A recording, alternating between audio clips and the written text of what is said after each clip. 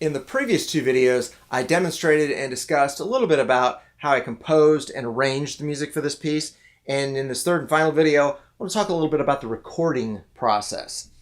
So at the end of the arranging stage, I have a demo version. I've got a rough guide track audio file that I can work from in my studio computer. And what I typically will do is open that up and then open up new tracks below the demo versions, below the rough cuts, and basically just do it all over again, but try to get the best possible take of each section of the music. So I might spend some time with different guitars, different pickup settings on my guitar, might change some of the settings slightly to hear slightly different timbres, maybe different effects, different amplifiers, and then start recording. Once I like the sound of it, and I get a good take, then I keep it and go to the next section. The very beginning of this piece starts with the big dramatic Beethoven introduction. So the first thing that needed to be done was to play the rhythm guitar in the lower register, and that starts like this. Right, and then it goes to the next, etc. After I did that, I realized that it would sound better if I fleshed it out a little bit more with the harmony line. So in the middle register, I added a second guitar, a second rhythm guitar. So after I did that guitar 2, that second rhythm guitar, then I was satisfied enough that it was time to work on the lead guitar. So guitars 3 and 4 would be the harmony lead guitars that would do the descending line, okay? Guitar 3 was the primary melody that started on the A and did the 16th note descending line. And then guitar 4 would be that same part but in harmony, a third higher. So after I recorded all that stuff, then I had the introduction done. And I've got an audio sample of all 4 guitars gradually being layered in, and then along with the bass and drums that I would add afterwards so that you can get an idea of how that stuff got layered up. Let's have a listen to it.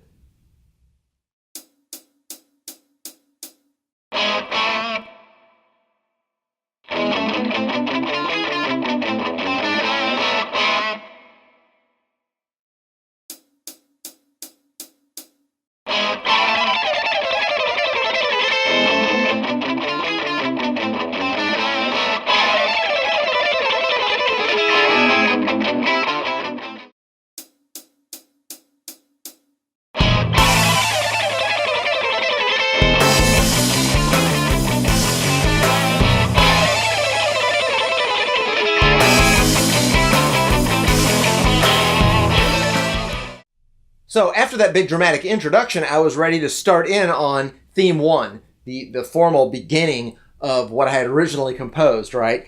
And I knew that I had a game plan of gradually building the dynamics up. So I started by just having a layer of the clean guitar sound playing that first theme all the way through. And then I even kept playing through to the second theme. But I layered the dynamics up higher by having the drums just play little cymbal touches at the beginning and a little bass line that was high. Right? Real high bass line, but real quiet. And that's how it started. Eventually, as the music goes on, you'll hear the drums start playing an actual beat, the bass gets a little bit more active, and a really neat arrangement touch that I added to it that I liked that helped ratchet the drama up a little bit more was to add some volume swells. And I used one of my favorite techniques of having a gain tone on my guitar but fading notes in. So volume swells. Right? And I started off doing those when theme 2 comes in. So you hear the clean guitar play the theme. And you'll hear that there are volume swells that come in that kind of mimic a violin type sound. But I remembered that a lot of times when you try to do more than one note at the same time, you get this sort of There's a lot of harmonic overtones and buzzing that would happen with all those notes colliding. So the best way to record those is to do them one at a time. So you've got a whole chord happening, but you record one guitar at a time. So what you'll hear in the next sample is there's one guitar playing each note of the chord. So what happens is guitar 1 simply plays part of the E chord, and then the A chord, then the E chord, and then a lower note of the A chord, then E, and A, and then B, and then E. And the second guitar I had on the middle pickup, and it played this as a harmony, right?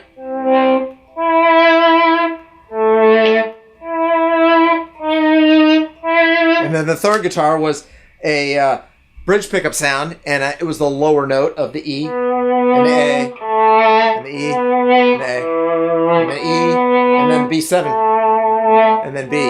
So all together you get this neat sound of a...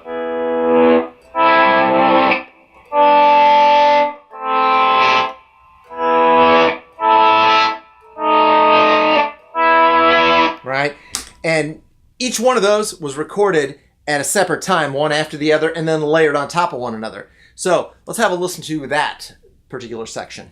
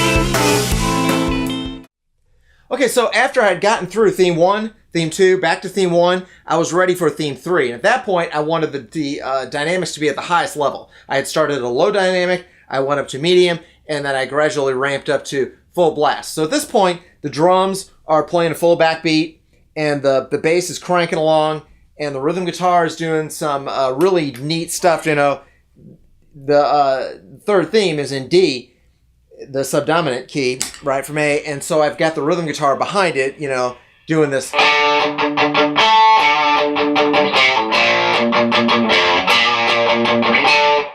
etc., along with the bass. And the rhythm guitar, it really provides a lot of the push and the energy there, okay? Because what the lead guitar is doing on top is simply playing harmony arpeggios of the melodic line. So what I did was, after I got the rhythm guitar done, after I got the bass and drums, then I put the lead guitar in, and guitar 3, the main melody, is playing, starting on that D.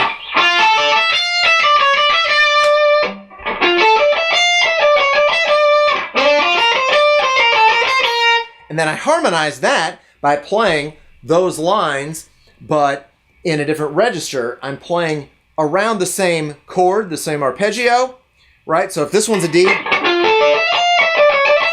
and it from a D minor or a harmonic minor line, then I'm doing the same thing, but in a different register, same different part of the key. So while this is happening on guitar 3, then I go back in guitar 4, I record at a different time, is happening at the same time doing this. And then I layer them on top of one another. So all the way through that entire progression, I harmonize things. Let's have a listen to some of that section there too.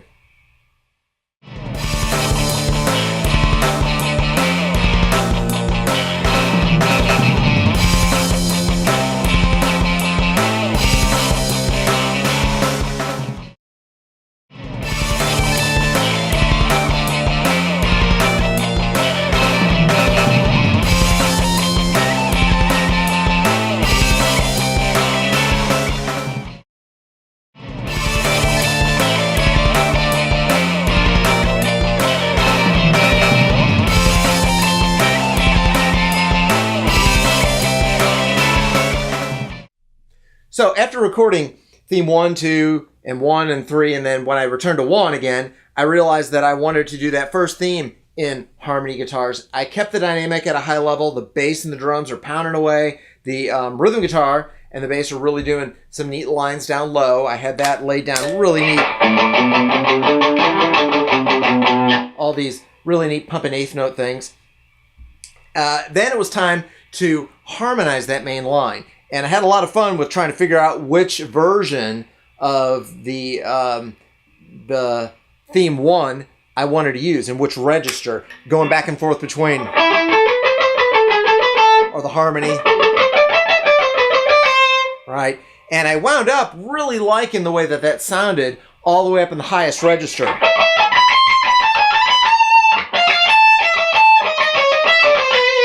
I really liked how that sounded with some of the lower harmonies. So I completely recorded the first theme at a high dynamic, and let's listen to a couple of audio examples of that being layered up.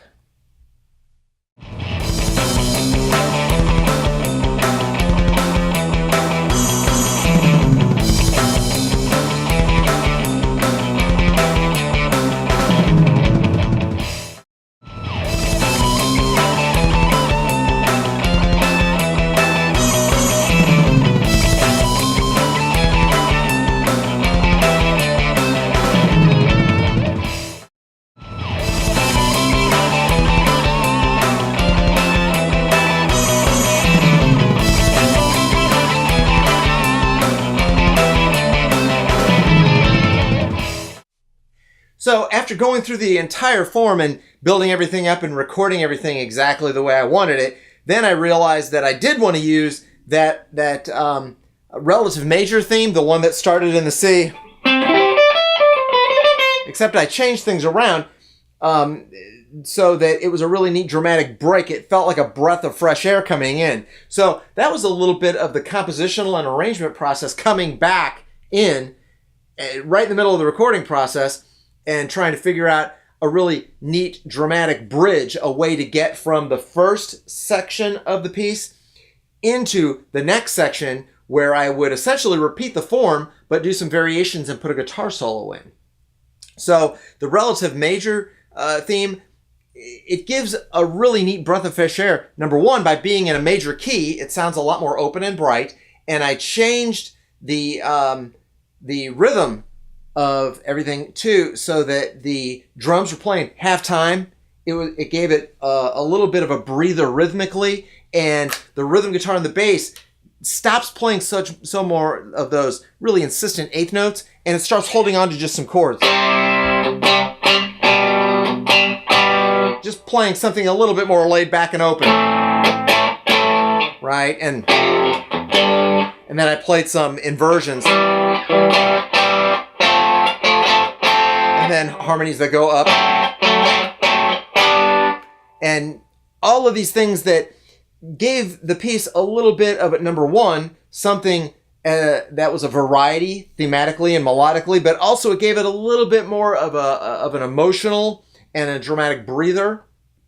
And it set the stage for me to launch back into the form to do a guitar solo over all of the sections. So after the guitar solo, I wound up at the very end of the piece and realized that I wanted to repeat the main theme, the first theme, and extend it a little bit longer. This is a very typical sort of songwriting trick or technique to add a little bit of a dramatic ending to a piece, where you repeat an ending phrase twice or three times or four times.